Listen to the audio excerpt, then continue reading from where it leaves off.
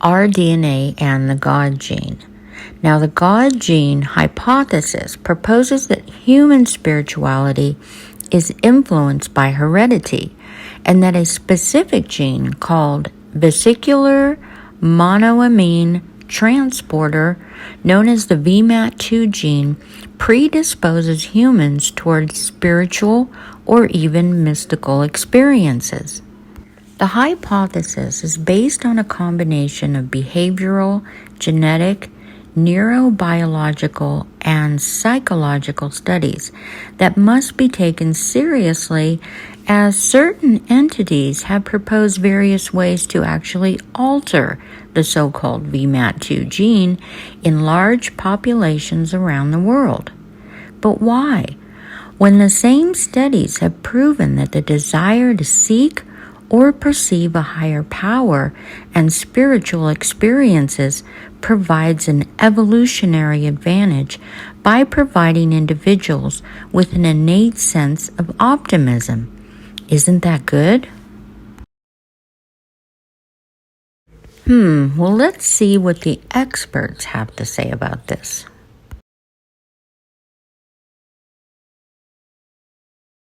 Here are some key points to look for in the video.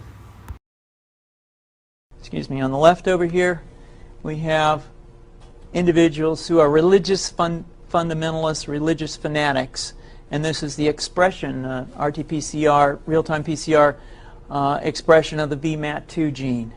Over here, we have individuals.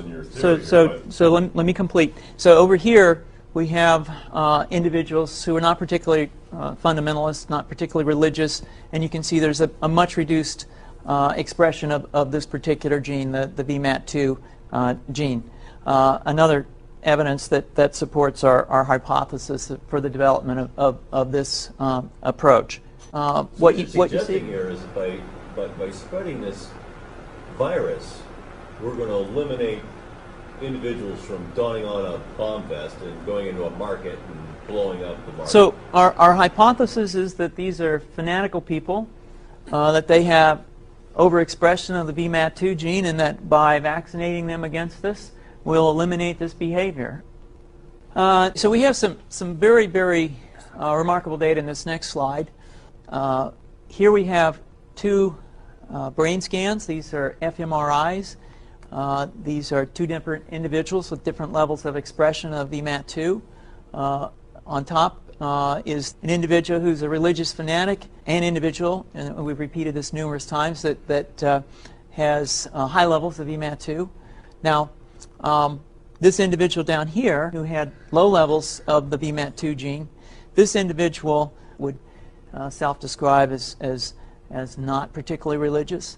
In each case, these individuals were read a religious text.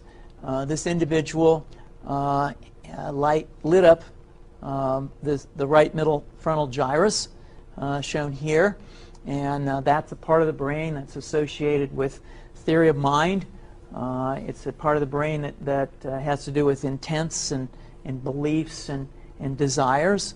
In marked contrast, here's an individual who would not particularly self-describe as religious, and when they're read a religious text, what you see is that this part of the brain called the anterior insula lights up. This is a part of the brain that's associated with disgust or displeasure on hearing something. So you're suggesting I take a CT scan with me when I'm evaluating people to determine whether I put a bullet in their head? So the data that I'm presenting here supports the concept that we're proposing, and I think that we would not propose to do CT scans or fMRIs on individuals out in the hinterlands of Afghanistan. The virus would immunize against this VMAT2 gene, and that would have the effect that you see here, which is it's essentially to turn a fanatic into a normal person. And we think that will have major effects in the Middle East. How would you suggest that this is going to be dispersed? The aerosol? Well, so the present plan and the tests that we've done so far have used respiratory viruses, such as flu or rhinoviruses. And we believe that that's a satisfactory way to get the exposure of the largest part of the population. Most of us, of course, have been exposed to both of those viruses. And we're quite confident that this will be a very successful approach. This is fascinating. What's the name of this proposal? Yeah, so the name of this project is FunVax, which is the vaccine for religious fundamentalism. And you have a proposal already? The proposal has just been submitted, and I think that the data that... Sounds fun.